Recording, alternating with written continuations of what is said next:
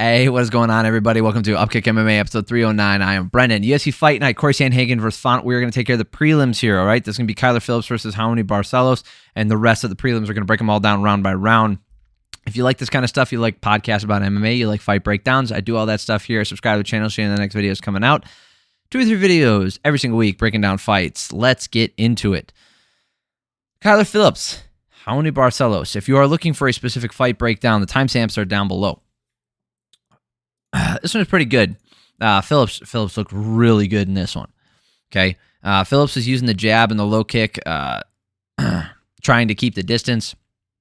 Barcelos caught a kick and went for a takedown, but Phillips kicked him away and got back up almost immediately. Phillips landed a right head kick, and Barcelos caught it, tries for another takedown. Phillips landed a beautiful right hand, knocking Barcelos on his ass, and then Barcelos is keeping the center. Phillips landed, dropped him, and then the other strikes that he landed, I felt like it was pretty close back and forth, but the damaging strikes went in favor of Phillips for this round, and that big knockdown was the difference maker. So if you look at the control time, you know, Barcelos had 30 seconds, Phillips had 11 seconds, but the striking numbers were the real difference here, 30-18 in favor of Phillips, and he had that knockdown. Did they give him a knockdown? They did. Good. Okay, second round here. Phillips, so I had him up 10-9, easy peasy. Phillips gets a takedown and is on top. Phillips landed some good ground and pound as Barcelos defended and then gets back up. Good left hook landing from Barcelos. Phillips landing the right hand a couple of times right down the middle, the same one he dropped him with in that first round. Barcelos on a body lock gets a slam takedown, but Phillips using the knee bar to get up right away. The damage was in favor of Phillips yet again, and he had more control on the ground early in the round. So I had him up 20-18. You look at the striking numbers here, 22-9. Don't see how you could give this to Barcelos. You look at his control time, it's 36-54 in favor of Barcelos, but you know that's not that significant. He didn't do anything with it. He wasn't doing nasty ground and pound, didn't get anywhere near a finish, and he was outstruck. And he was, out, in my opinion, out damaged as well. You know, even though he landed a couple good shots in there and he had that big slam takedown, it just wasn't enough. So I had Phillips up 20-18 going in the third round. Phillips going for the single leg and landing a knee to the head of Barcelos on the break. Phillips was landing that right hand this round, but not with as much power and not as clean as he did in previous rounds. Barcelos caught a kick and put him down. They got right back up. Barcelos was still walking Phillips down, but he just isn't throwing enough. Right? He threw more in this round than he did in the second round, but it's just like he's just not throwing enough. Phillips is just constantly putting stuff out there. Barcelos caught a kick. Oh, sorry. Barcelos was looking for a takedown to end the fight. That was his round, in my opinion. But I gave Barcelos this last round. This 20. Oh, also Phillips grabbed the fence to alter that last second takedown, which counts as cheating. He cheated in this last round and he gets the win. So yet again another and you could say, oh well, that happened right at the end. Cheating's cheating, dude. If you stop a takedown right at the end of a fight, how different is it than when you stop one right at the beginning? You can say, oh, well, then you would have had more time to work on the ground. Well, you'd had more time to get back up. At the end, if you get taken down, you don't have a chance to get back up. So they just get to score, and you don't get a chance to redeem yourself. You don't get a chance to go for a submission off your back. They just get to score a free point. So it's not, obviously, I understand. I'm not stupid. I understand that getting a takedown earlier in the round gives you more time to work on the ground. So if that's your game plan, that's much more advantageous than getting it with 10 seconds left. I get that. But cheating is cheating, right? And I'm not going to discriminate here while I'm keeping track of things. So I had Phillips win in 29-28. And if you look at the scorecards here, let's see, Mike Bell and Saul D'Amato both saw it the way I did. I think those are good scorecards. You know, that last round was for Barcelos. I thought, he was landing the damaging shots, and he had a little bit of control time in there. So even if you had it even, because the striking numbers were 20-19 in favor of Phillips, it's not like he outstruck him like crazy. And then Kerry Rowland over here gave all 3 rounds to Phillips. I don't agree with that one. I don't think he was paying attention. I'm not being rude. I don't think he was paying attention. You could give it to Phillips. It's not a horrible scorecard, but I don't agree with that one. Phillips looked freaking amazing. Carlston Harris taking on Jeremiah Wells.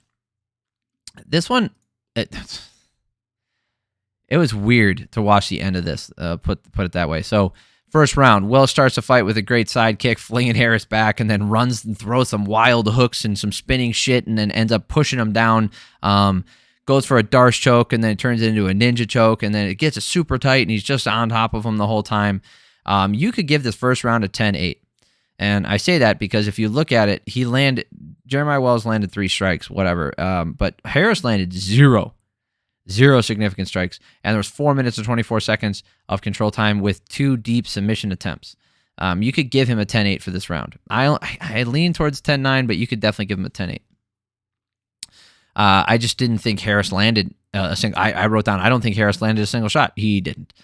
Second round here. Wells spins for a back fist and crashes into him again. They fall with Wells pressing him against a cage and gets on top. Again, another round where Harris did absolutely nothing. He landed 1 strike this time and then spent the rest of the round on his ass. 4 minutes and 34 seconds. This was a 10-9 round for sure. And then the last round, Wells catches Harris at the end of one of his huge hooks. And then Wells in on a double leg and Harris trying an anaconda to defend. And somehow he gets it. Like, I saw how he did it. He cut off the blood on the other side. So for those of you guys, it's hard for me. It's not that hard. Okay. So the difference between a Darce choke, an anaconda, and a guillotine. So people should know what a guillotine is, right? It's where your forearm, it could be your all the way deep. It depends on how it is. Comes across the neck, and then this comes up, so you have like the high elbow around, and you loop it. You can squeeze, and you're basically squeezing their arm on the side like this, and you're using your forearm to cut off the air, possibly the blood. It's not so much of a blood choke, although it could be. The other two can be blood chokes, really. They can really commonly be blood chokes. So a Darce choke is a figure 4. So is an anaconda. They're both a figure 4, right? But just like you would be going for like a rear naked choke, but from the front position. So if you loop this one underneath their chin and then around their arm and then come over the top, so you lock this in. So their arm and head are in this pocket, and then you come over the top. So that's an anaconda, which is what he had. A Darce is the opposite. It's where you loop this side under their armpit, and then your wrist is on the neck side. That's why Darces tend to be finished more often, because they're painful. They cut off the circulation a lot easier because you got the cutting edge of your wrist in there. They can be super nasty with guys with skinny long arms. So he puts in this anaconda, and his arm's down here. Like, his arm's not even pressed up against his the side of his head, which is usually how you get the blood on this side, and then you get pressure over here, and then it slowly, cuts off the circulation, and the world goes black. But that's not what happened. He had the arm down, and it looked like there was a ton of room here. I guess the squeeze on that one side was just enough, and Wells being a jacked guy, I guess the muscles, in his the muscles in his traps or maybe his shoulders were pressing in just enough, like this on this side, to restrict the blood flow over there. And Harris got the finish. Good on him, man. Stayed tough, stayed in there, and didn't give up. He went for that choke and got it. Hail Mary. Good win for him. Damon Jackson versus Billy Quarantillo. Boy, this one was fun. Jackson was landing the jab right behind. Oh, you know what? Let's go look at the scorecards real quick. Rick Winter gave Wells a 10-8. Derek Clearly and Saul D'Amato did not give a 10-8 for that first round. I was just curious. All right, Damon Jackson, Billy Quarantillo. Let's get it. Jackson was landing the jab right behind it, right hand right behind it, super hard. Jackson's landing that right hand a few times, and Quarentillo just eating it, throwing back. Jackson landing a front kick to the face and a 1-2 behind that. Quarentillo was getting tagged by everything that Jackson was throwing. Jackson threw got the double leg. Quarentillo used his rubber guard to use an omoplata attempt and try and do anything. It didn't work.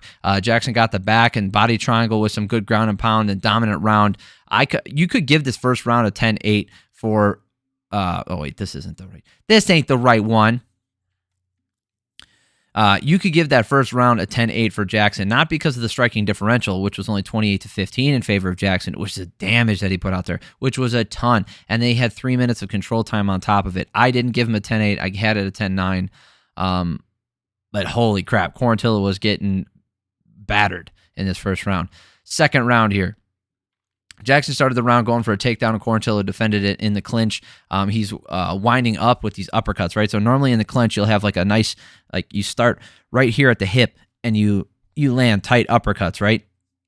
He was freaking all the way from back here, just wham, looping them in and landing them over and over again. A ton of those in the clinch. You look at the striking numbers here, 40-13 in favor of Quarantillo, and a ton of those were in the clinch. Look at that, 24 of those strikes in the clinch. Holy shit. Like, see what I'm saying? 28 body strikes. A lot from Quarantillo, sapping the energy of Jackson. Quarantillo went for a kick, and Jackson caught it, landed on top with 1:35 left. They get back up at 1:15. Quarantillo got on top, went for the front headlock using the power half, just pushing him down there. Power half Nelson. Big round for Quarantillo, landing a ton to the body. 19-19. Going into the third round here. Anybody's fight, right?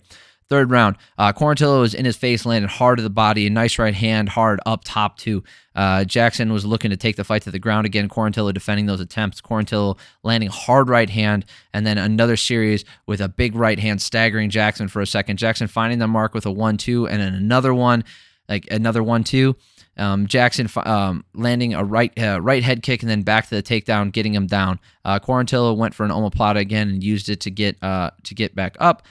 Close round here, fun round. I think Quarantillo did more damage in this last round. Jackson was rocked at one point. I could see them giving it to Jackson, though, because a lot of those shots were to the body, right? So if you look at Quarantillo in this last round, 16 of his strikes were to the body, and that made up a lot of his significant strikes, right? So if you take away those and say that the judges don't look at those being as damaging, now we're looking at 29-21. For head strikes, so it's a pretty close round. And then Jackson did end the round with that takedown. So some people could have saying like, oh, he did he did just as much damage on the feet with those big shots that he landed, and he got the takedown, so he could give it to him. I didn't see it that way. I definitely gave it to Quarantillo. And you look at the scorecards here. All three judges saw it the same way. Mike Bell, Derek Clearly, Rick Winter all saw 29-28, giving that first round to Jackson and the next two rounds of Quarantillo. Good judging, guys. Good job. Excellent fight. Excellent fight.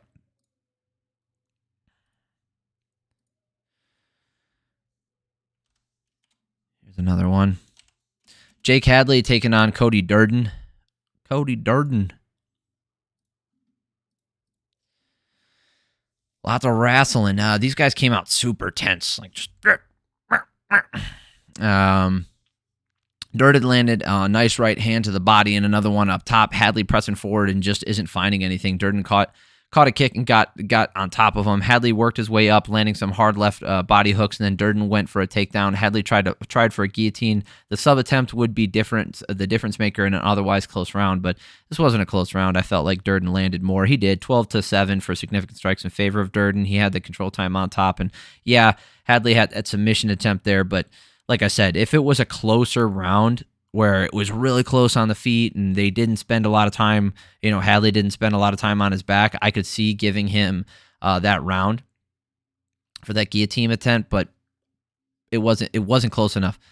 Both guys landing low kicks, and then Durden gets a takedown again in the second round here. Even on the feet, Durden is landing, using his jab well, landing elbows when they enter into range. Hadley was starting to land more, staying in range, going for takedowns of his own. Durden gets the front headlock, went for an anaconda, and then Hadley took the back off of that. He went for a triangle and triangle armbar. Durden ended up waiting it out. The sub attempt and positional control, Hadley takes that round for sure. So if you look, here's where this matters. So if you look here, you have the striking numbers 12-11. Pretty damn close. Look at the control time, 2 minutes to 1 minute and 54 seconds in favor of Hadley, right? So it was close enough to where had nothing else happened, you could say that could go either way. But Hadley had that deep submission attempt. Now, it was more of a pec stretch than it was a pure armbar because the legs weren't in the correct position. Go back and watch it. You can see they were not both draped over the body, right? Because it would have been a belly down armbar with both legs. One leg needs to go across like the chest area, like the throat, face area. One leg ends up going across the chest. You pinch the knees together. This was more of like I said, a triangle armbar, so you can't get the same kind of pressure on the arm, so it turns into almost like a straight arm lock type of thing.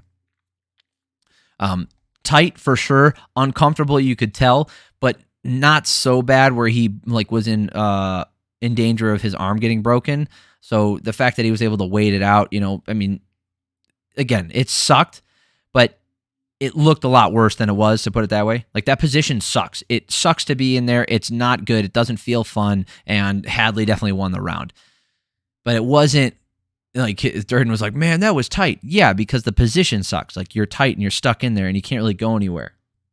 Like, and escapes from there sucks because you're waiting for them to act. Anyway, Durden lands the jab in the last round. Hadley diving in on a takedown. Durden used the front headlock again. Not the most exciting round, but Durden controlled most of it. 15-7 for significant strikes, but that wasn't the story here. The last round was really 2 minutes and 43 seconds of control time for Durden, and then he gets the win. Then flicks him off. I don't know what the hell that was about. I really don't. I don't know if they were talking crap beforehand. I don't know if he was upset about something that happened in there. Couldn't tell you. Super weird. Like, they seemed respectful while they were fighting in there. It wasn't talking crap, and then afterwards he flicks him off. Don't understand. All right, Denis Buzukja versus Sean Woodson. What a name, huh? Denis Buzukja. You got to have a better nickname than the Great. It's got to be something Bazooka related. Sorry.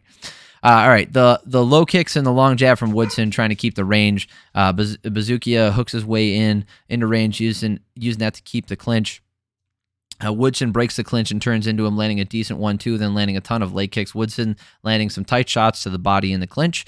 Woodson landing a jab, setting up the combos, using the low kick. Woodson with more volume, doing more damage in the first round. You had a 10-9 for him. Look at the significant strikes, 35 to 15 in favor of Woodson. Clearly more damage as well. Easy peasy. Easy round of score. Second round here, Buzukja overswinging with his right hand. Oh, we didn't look at the scorecards from the last one. Cody Durden had... none of the judges, Saul D'Amato, Anthony Manis, and Kerry Rowland, none of them gave that second round to Hadley, which I thought was weird. Woodson was using that front headlock to run between Anaconda and Guillotine, then landing some body shots. Woodson got a takedown. Buzukja using the Kimura to defend. Woodson attacks with his own. Back onto the front headlock, and then Buzukja gets up and starts to try and throw a bunch, but nothing really landing at the end of the round here. 13-10 in favor of Woodson. That's not the story here. Again, the story is 3 minutes and 14 seconds of control time, and looking for submission attempts down there. Third round here, so I had him up 20-18. Third round, Woodson landing the knee to the body again, a couple hooks. Woodson going for the takedown. Buzukja reverses and goes for it, but fails. Woodson ends up on his back. Woodson using the front headlock again, controls Buzukja. Buzukja was trying to walk him down and throw hard, but Woodson was countering, landing a hard lead hook, nasty set of knees, and then the fight is over. 23-17 for striking significant strikes in favor of Woodson. Another 2 minutes and 18 seconds of control time. A great win for him. Yeah, no judge had it for Buzukja. Oh, this video is getting long. Assu Almabayev versus Osbourne. Alrighty. Almabayev looking for that low kick to start the fight. Osbourne taking the center of the cage, keeping Almabayev on the warning track. Almabayev looking for the huge overhand right and goes for the first takedown and gets it. Elbow from Osbourne off his back cuts Assu up. Then Almabayev went for a Peruvian necktie to end the round. 10-9 easily from Almabayev. Look at the striking numbers here. 21-3 in favor of Almabayev. And then obviously that control time in that tight Peruvian necktie attempt. 3 minutes and 23 seconds of control time. Complete domination. Then second round here, Almabayev partially landing a right head kick and then in on a single leg attempt. Osbourne defended this time. Almabayev in on the double leg and gets it, works his way to the back and gets a rear naked choke finish. Not a lot to be said about this fight.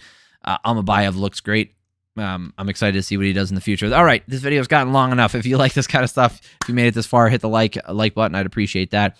Subscribe to the channel. That way you know the next video is coming out. This will be the last one I do this weekend. Check out my Ultimate Fighter series that I'm putting out. So I'm breaking down each episode, going over the Ultimate Fighter.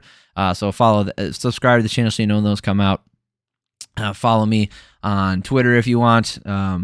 Bros_lunch. No, now I don't even know what my Twitter link is down below. It's also in my banner. So check that out if you're interested. Love y'all. Have an amazing week.